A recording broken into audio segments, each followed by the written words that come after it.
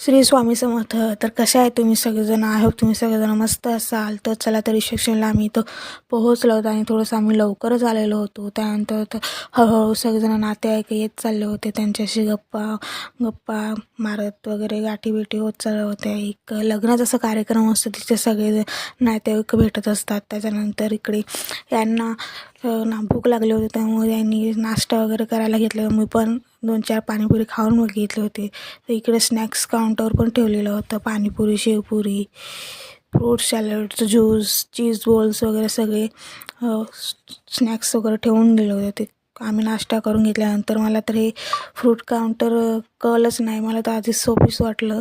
नंतर कळलं की मला की फ्रूट सॅलड काउंटर आहे. तुम्हाला कसं वाटलं व्हिडिओला लाईक करा, शेअर करा, कमेंट करा आणि सबस्क्राईब पण करा. तर चला, तर भेटूया पुढच्या व्हिडिओमध्ये. श्री स्वामी समर्थ.